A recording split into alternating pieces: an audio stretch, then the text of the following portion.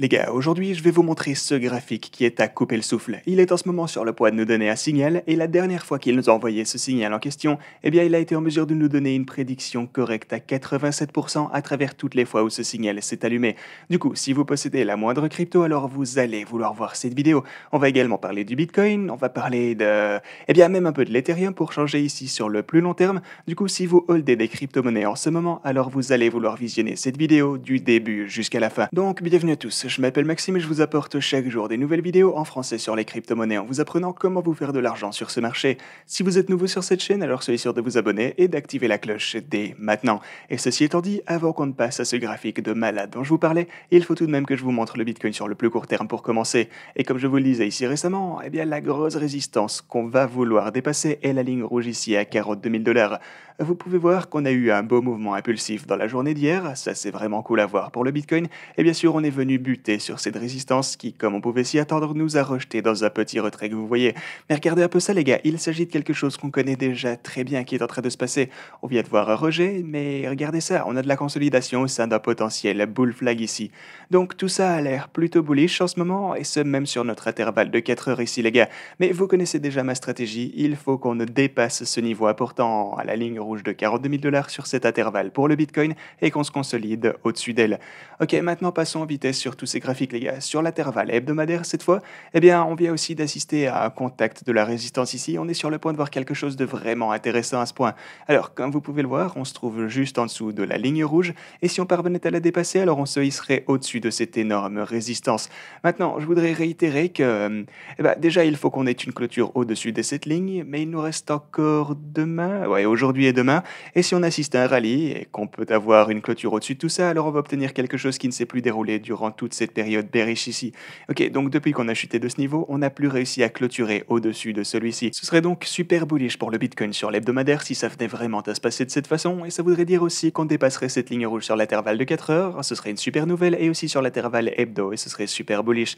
Et sur le journalier de ce côté, eh bien ce niveau est pour le moment en haut à 44 500 $. On a encore donc pas mal de chemin à faire sur le journalier, mais on garde tout de même un œil sur tout ceci.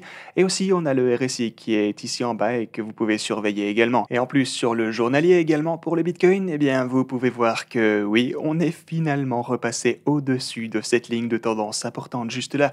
Je vous ai montré tout ceci dans la vidéo d'hier, je vous donnais toutes les infos possibles et bah ouais, vous pouvez voir qu'on a tenté 2 fois de dépasser ce niveau et la 3e fois enfin réussi à terminer le travail lors de la belle petite poussée que vous voyez juste ici.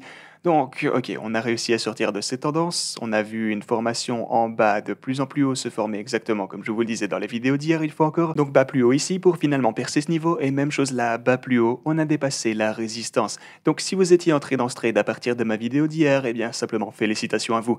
Maintenant, finalement, je voulais vous parler en vitesse de l'Ethereum. Alors, pour l'Ethereum, on a également finalement dépassé cette tendance descendante qui dure depuis des mois du côté de l'Ethereum.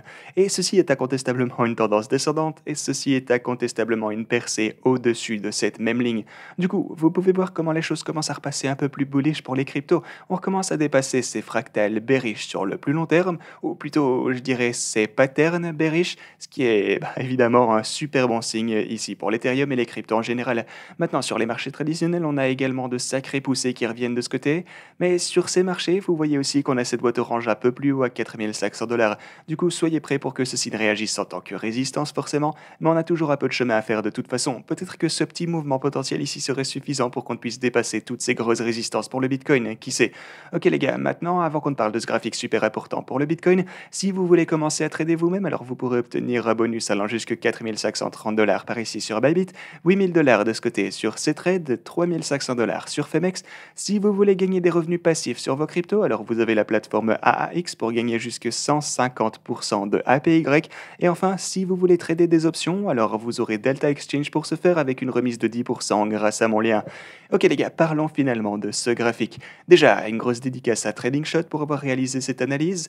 Et bon, alors, ce que vous pouvez voir ici, c'est le MACD sur la partie basse du graphique. Attendez, laissez-moi regrouper ça tout ça légèrement. Ok, vous avez donc le MACD sur le bas du graphique et ceci remonte tout du long jusqu'au début de la vie du Bitcoin, pour faire simple.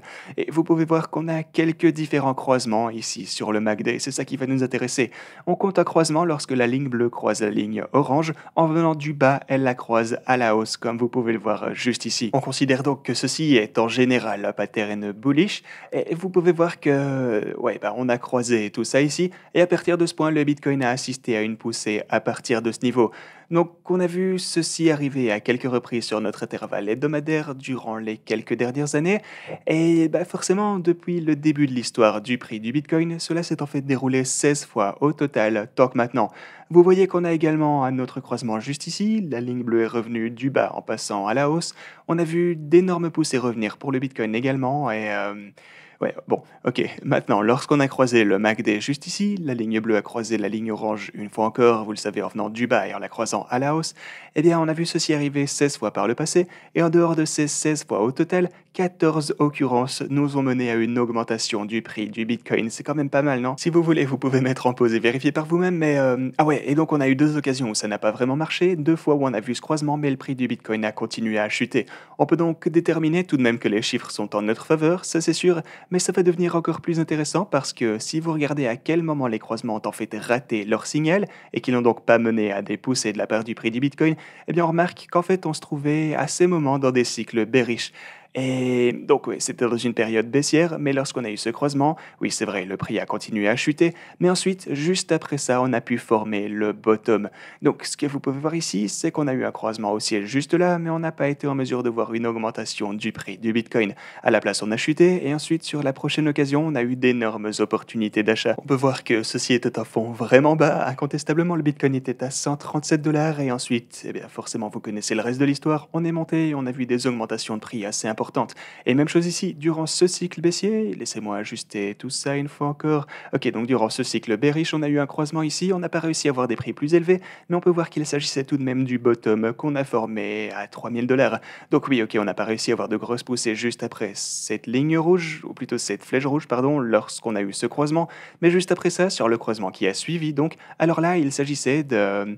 Eh bien, peut-être que ça a été la meilleure opportunité d'achat de l'histoire du Bitcoin, parce que là, à ce point, la Bitcoin avait déjà fait ses preuves, en quelque sorte, en tant qu'un vrai actif, qui est donc bien plus qu'une bulle, ou juste, genre une tendance, ou que sais-je. Les gens lui faisaient donc déjà confiance, et il s'est probablement agi de l'une des meilleures opportunités. Et si maintenant on regarde là où on se trouve aujourd'hui, vous pouvez voir qu'on a déjà formé un croisement bullish au sein de cette période de baisse, mais on est sur le point de voir un autre croisement arriver ici. Vous pouvez voir que durant les quelques prochaines semaines, on va assez certainement obtenir une nouvelle crosse, et en fonction de si c'est vert, alors ça va le plus probablement nous mener à une augmentation du prix du Bitcoin, mais même s'il devait s'agir d'une flèche rouge, genre durant ce cycle bearish, on a vu ça se produire plusieurs fois en fait, si c'est rouge, alors peut-être qu'on va voir une dernière secousse, ou shakeout, c'est vrai, et ensuite ça va pouvoir représenter une opportunité d'achat fantastique pour le Bitcoin. Maintenant, bien sûr, on est certain de rien, mais ce sont tout de même des données super intéressantes qu'on peut analyser ici ensemble. Du coup, voyons si ça va passer en vert ou en rouge, les gars, mais quoi qu'il en soit, vous connaissez déjà ma stratégie globale. Je pense donc que le bottom est soit déjà formé, ou alors si on devait voir une autre grosse chute arriver, alors je pense que le fond va pouvoir se trouver quelque part dans les environs de la dernière fois où on a atteint les alentours des 30 000 $. Je vous ai déjà expliqué ça dans plusieurs vidéos. En d'autres termes, je pourrais dire que je pense vraiment qu'on ne verra plus jamais un Bitcoin en dessous des 30 000 $. Ouais, en tout cas, dans ces alentours, bien évidemment, forcément, on peut avoir une mèche vers 29, 28 000 $, ok, c'est sûr, mais en plus de ces deux grosses lignes rouges ici, eh bien, il y a une raison pour laquelle j'ai tracé cette boîte orange ici, dans les alentours des 30 000 $. Je n'ai pas tracé ces supports sans réfléchir, et je vous répète la même chose depuis qu'on a recommencé à descendre depuis 69 000. Je ne pense pas qu'on va pouvoir chuter plus bas que ceci. Le bottom va se trouver quelque part aux environs de 30 000 $, et ce fameux niveau des 30 000 est vraiment suffisant pour moi. Et aussi, n'oubliez pas que je pense qu'il y a pas mal de chances qu'on ait déjà trouvé le fond en fait. Mais quoi qu'il en soit, gardons tous un œil sur ces données les gars, on se trouve vraiment dans une période super intéressante pour les cryptos. Voyons si on va pouvoir percer cette fameuse ligne rouge sur l'hebdomadaire, on a cette résistance sur les 4 heures, on a le journalier aussi, est-ce qu'on va pouvoir rester au-delà de cette ligne de tendance sur cet intervalle également?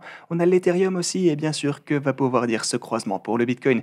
Et bien comme je vous l'ai dit précédemment, dans près de 90% des cas au total, ça nous a bel et bien mené à une augmentation du prix du Bitcoin. Ok les gars, merci beaucoup d'avoir regardé cette vidéo, j'espère que vous l'avez appréciée. Et si jamais aussi pas mal de personnes ont apprécié cette vidéo sur le Apecoin d'hier, et aujourd'hui je vais vous publier quelque chose de similaire. Du coup, si vous avez raté la tendance du Apecoin, alors ne ratez pas ma deuxième vidéo qui arrivera plus tard dans la journée. Activez la cloche, et ceci étant dit, merci beaucoup d'avoir regardé, et moi je vous dis à la prochaine.